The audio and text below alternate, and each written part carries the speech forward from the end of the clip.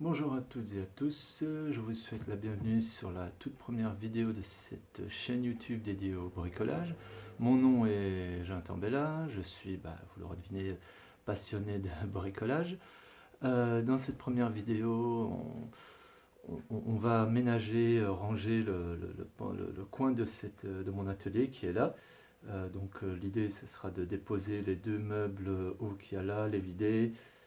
Si j'ai le temps, je reprendrai la porte et je ferai un coup de propre, mettre un coup de propre sur le mur.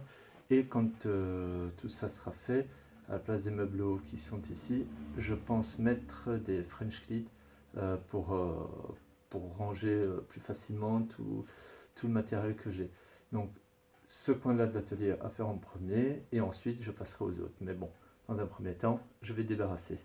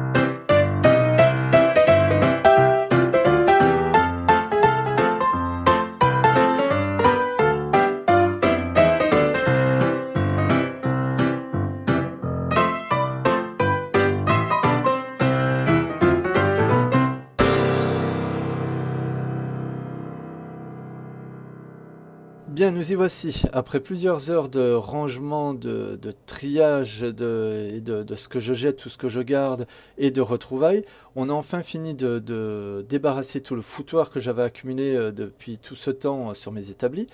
On les a déplacés et maintenant on va passer à la préparation du mur pour pouvoir le peindre. Alors je vous le dis d'emblée, je ne vais pas reboucher les trous qu'il y a dans le mur. Là ça se voit pas trop en vidéo, mais il doit en avoir au moins 200.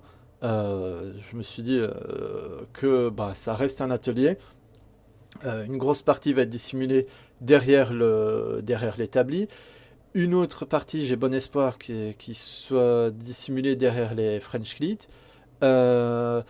Et puis s'il y en a vraiment un ou deux qu'on voit qui fait sale, je reboucherai, je mettrai un petit coup d'enduit sur cela après coup. Mais dans l'immédiat, c'est très bien comme ça. J'attends de voir où je vais. Ensuite, pour ce qui est du tube Hiro au-dessus de l'interrupteur, c'est la vieille installation électrique qui est faite comme ça. Plus tard, je reverrai toute l'installation électrique de l'atelier, même de toutes mes caves. Mais dans un premier temps, je laisse ça, comme la douille à fixer au mur, je l'ai déposée, je vais la remettre plus haut, mais je vais la garder au cas où je veux mettre un éclairage au-dessus de mon établi. En plus, cet éclairage fonctionne avec l'interrupteur qui est juste là en bas.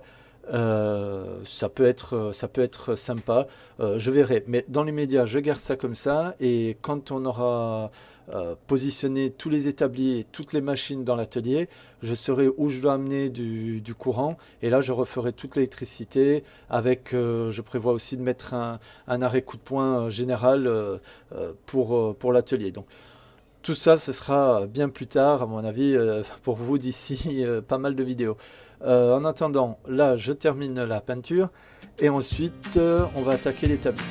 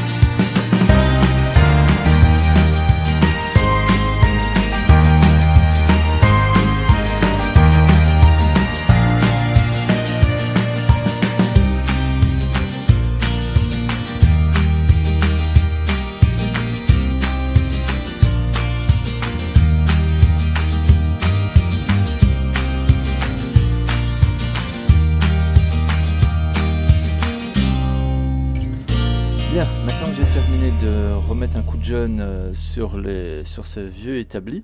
Ça rend pas mal d'ailleurs, je trouve. Maintenant, je vais enfin attaquer les taquets français. Alors pour ça, j'ai récupéré des vieilles planches de coffrage qui ont déjà servi, mais ça fera très bien l'affaire. Je vais les recouper à longueur, on va les déligner, et ensuite un petit coup de rabot d'égo, et puis je ferai les coupes à 45 par la suite. Une fois ça fait, je vais les fixer au mur j'ai décidé de mettre un anthrax de 15 cm entre chaque taquet. Et, en- et quand j'aurai fait tout ça, que tout sera fixé au mur, je pourrai enfin attaquer tous les accessoires. Donc en avant.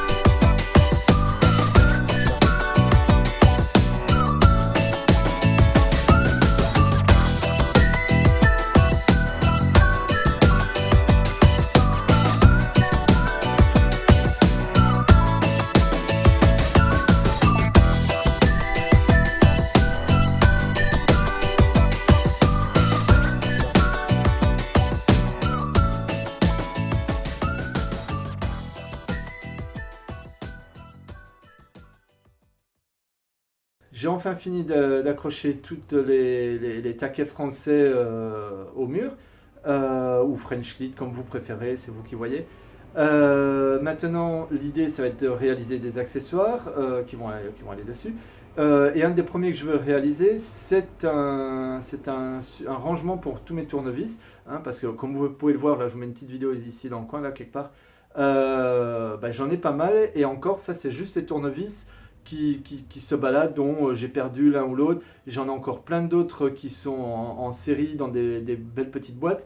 Mais bon, l'idée, ce serait vraiment à terme d'avoir tous mes outils devant mon établi pour y avoir accès rapidement. Donc, je vais faire dans un premier temps le support à tournevis, et ensuite je pense faire un pour tout ce qui est marteau, parce que pareil, j'en ai pas mal, et puis ça traîne un peu de partout. Et après, je verrai bien, je ferai à mon humeur, je verrai et puis à mon inspiration surtout, je verrai ce que je peux faire.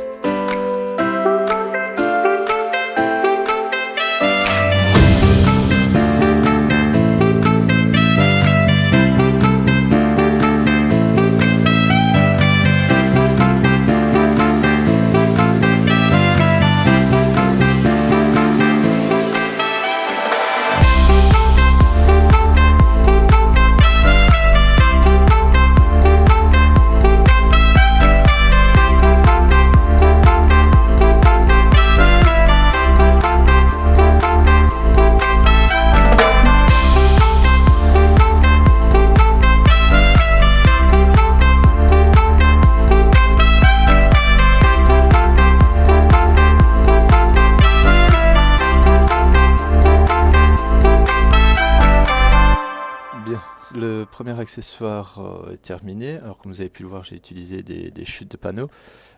Pour le second, ce sera un support à marteau.